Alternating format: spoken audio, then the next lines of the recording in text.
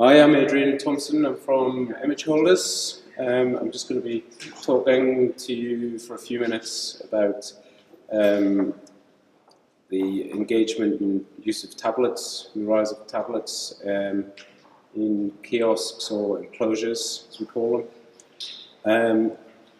So what I'd like to do really is just begin with talking about the kind of very much the physical interface, which is what we do.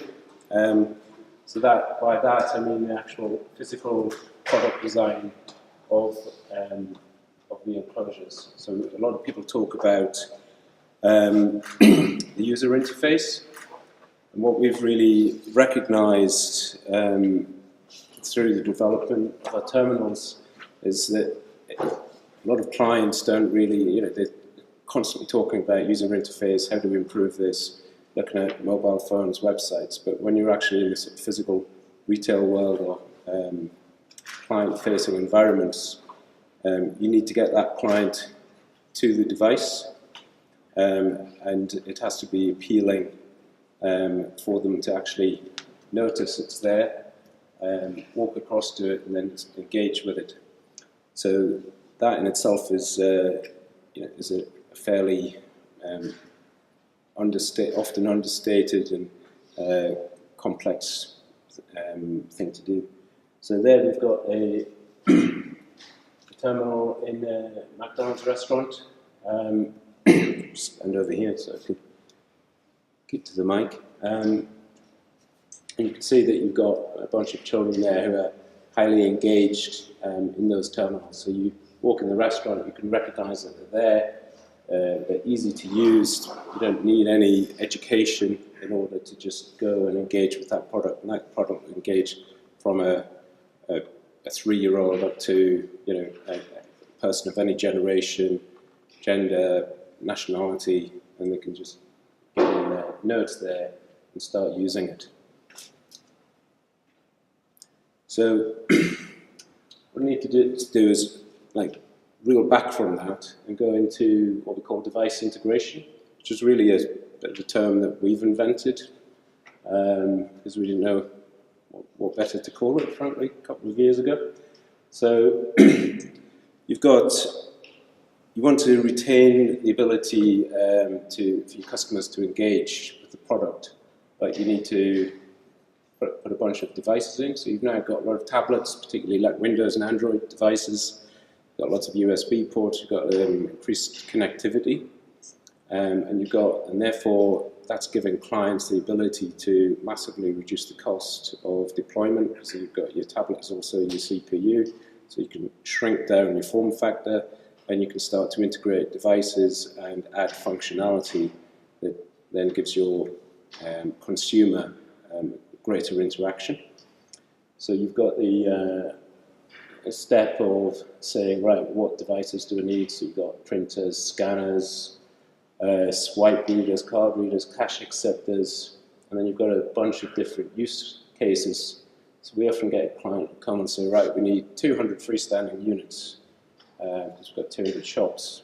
And then as you speak to them, you realize, or they realize, that they actually need maybe 20 freestanding ones, need a bunch of wall-mounted ones, they need some customized ones, or they've got a flagship store where they need a selection of different use cases, and ultimately you end up with kind of a specification and a rollout. So what we do is kind of tailor our ability to react in an agile manner to be able to meet the customer and the client demand.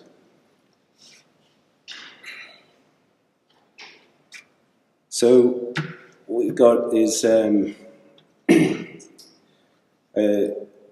it's not just about engaging the end user or the consumer. You also have to the client has to be engaged, and often you might have software parties, third parties, installation partners, and if what we do is complex, then it makes life very difficult for all or one of those parties. So it's very much about keeping everyone engaged along a process of consultation. So you've got features like simple to install, it's got to be secure, you don't want to have loss of your property, you don't want people breaking in and stealing iPads. You could bore your senses about the amount of customers who've gone on Amazon, tier 1 customers, they buy a load of enclosures, put them in, and 2 days later they've all disappeared. Happens quite a lot. And then ultimately they have to be easy to use. By easy to use, that means they have to be easy to maintain, got to be easy to install, and then they have to be easy and engaging to use by the consumer, because it's all about the consumer. It's about making the client happy, installation partners happy, software partners happy across that journey.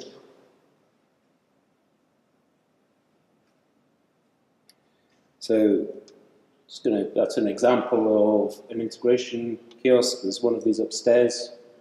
That one has a 15-inch terminal, so it's got a nice big interface. So again, depending on the use case or the price point, it might be driven by a 10-inch cheap Android device that might be the driver. Or if there's more budget, it might be like, right, we need a nice big interface. You might be looking, say, at a library where you've got clients who often want larger font sizes, or you've got lots of information on there, so you need to make it easy. But you've got a really attractive terminal which is drawing people in. You've got the ability to put a graphic in there, move the devices around if you want, so we can put things in the best use case. We've actually got a product which we've purposely set the devices out so it's like a little smiley face, so it kind of helps to draw people in. And then you've got features like the shelf, which seems like an incredibly simple thing, but just adding that means that if you're in a consumer environment, your clients are walking up, or the consumers walking up, and they might have coffee, or they've certainly got a mobile phone. They might actually have to get the phone out, something out of the pocket, a receipt to scan, a loyalty token, something like that. So just having the shelf there, you'll find that the use case goes up just on a simple thing like that. So they lean against it, they feel more comfortable, stick their elbow on it, put the water down, put the phone down while they're using it. And another feature that we found is that it actually helps encourage maybe 2 or 3 people to engage in the terminal at a time. Whereas when you take that away, you feel a bit more exposed. So there's various levels of sort of psychology that go into quite a lot of our products. So then you got things like the use case. What does the client want? So the client wants kind of obviously proven use case. They want to improve service, or get more money, or get more customers, or reduce cost. It's a whole host of things that you guys want to achieve. So often it's like pushing the form factor down. So you've got things like this where you've got a 2D scanner on a head. So again, that's like shrinking down effectively into a very small kiosk or terminal. You've got wall-mounted solutions there that can be used in access control, and again, just like driving the cost and the space out of things. A lot of retail environments are very expensive per square foot. So do you need to put a freestanding terminal in? You need a floor box, and you can just have something on the wall. You might have a battery pack there because you don't want to bring power to it to boost the tablet's life and just have it charged on a daily basis. So there's an unbelievable, never-ending cascade of specifications and requests that can be used and integrated into the solutions that we achieve. So we do a lot of other things than just the bigger kiosk solutions. We've got a lot of, there's a massive push now to integrate loyalty, which is, you've got this big data, so you can really understand that your customer actually wants a hot chocolate and not a coffee. And you know, I don't want a coffee.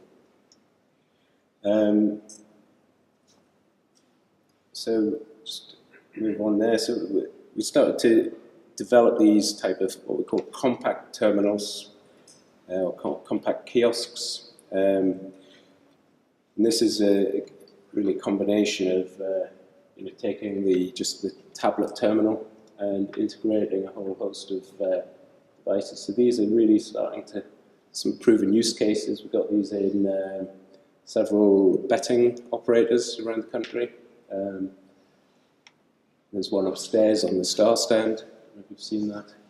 But there's a proven use case, and again, that proven customer engagement, and integrating these things into furniture so that they can be drive down cost and improve installation, work across partnerships with again the software providers, the installers, so that you can really just sort of tailor everything out and make it an end-to-end process, which is literally as simple as possible. And then, just sort of put this in at the end. So we've got, scalable, more future-proof solutions. So we're looking at different types of tablet. So you've got different interfaces, different sizes. You might want, so as this is flashing, the green lines are printers. So they might have an NFC or contactless payment in there. So it's kind of where are we now, where are we going, and how do we get there? So in a few years' time, customers might not need printers, might need more printers. So we're trying to kind of just modularize the design so we can scale up. And there'll be other devices, and we don't know what they are yet. There's a lot of people talking about like finger vein reading, so you can actually take a 3D scan of your finger, which is effectively the ultimate level of tokenization. So your finger becomes your credit card, your loyalty card, debit card, everything, because that's encrypted to you. And if that happened, then all you need to do is stick your finger in. So we put a hole with a finger vein reader in, and it emails you a receipt. You might not even have email. So you've got, you can't predict the future, but you can kind of plan and adapt for it, and allow things to sort of shrink down and sort of, run across an array of possibilities. Okay, so that's pretty much it. So, any questions? Yeah? Just in terms of future-proofing, the shelf life of a tablet is likely to change every couple of months, and your unit is fairly robust. Can you cater for different sizes and new models? Yeah, we can. So what we do is we have what we call a tray system. So it's a system, it was the first feature that we really integrated when we started about 3 years ago. We patented that. So you've basically got a cassette that fits in the tablet. We've built around an assumption that so you can have a 10.1 enclosure, so the largest tablet, which is called 10 inch, is 10.1 inches. And then we assume a size for the USB cables around that.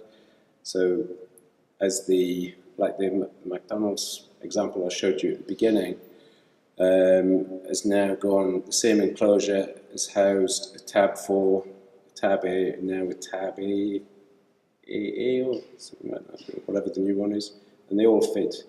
You could switch from an iPad to a Samsung tablet or a Windows tablet, and you just put a different tray. So it's very cheap and easy. And again, they're designed so that it's so simple to use that the shop staff can actually make the changes. You don't have to have call-outs. Even our large terminals just have thumbs. You've got a key. When you open it up, you have a thumb screw inside. So the staff. You know, the most anyone has to do is unhook a USB and put some thumb screws back in place to hold the devices securely in place. And if you want to retrofit devices, that's fairly easy. You have effectively a facade on the front, and you just slide that out, and you just put a new one in with the apertures for the cache acceptor or the printer in the appropriate place. Now, the same principle goes right through from a 7-inch up to 22. Sorry, I think there was a couple more questions. Yeah? Do you think tablets are rugged enough to kind of... Yeah, definitely. Yeah, I mean, if you look at the betting operators, so you got like Paddy Power, Coral, Ladbrokes, they're highly abusive environments. You know, there's people going in there and smashing screens. It's, you know, some of the restaurants can be quite abusive environments, especially if they're like fast food places on a Saturday night.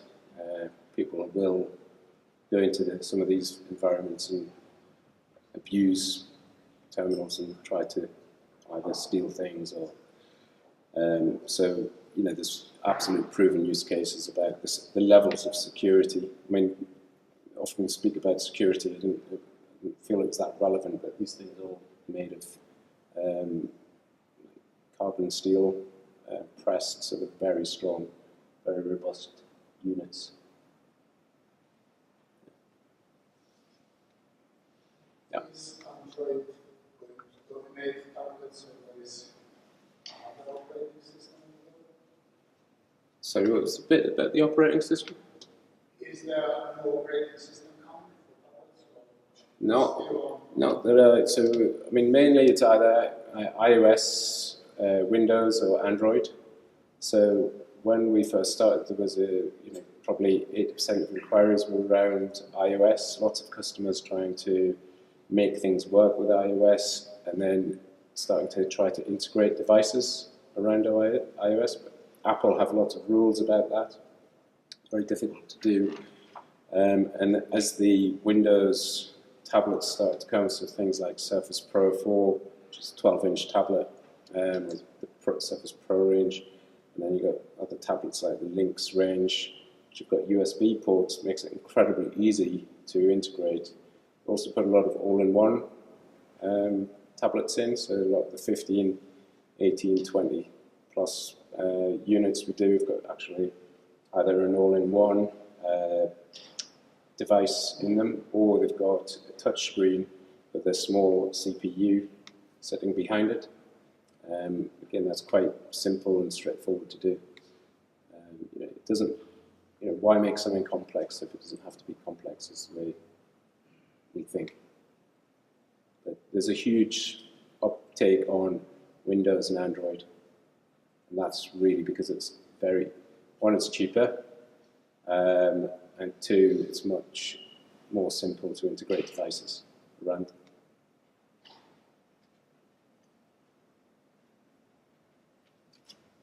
You can ask a question? It's like you. Yeah. Is that it? No more? Thank you very much.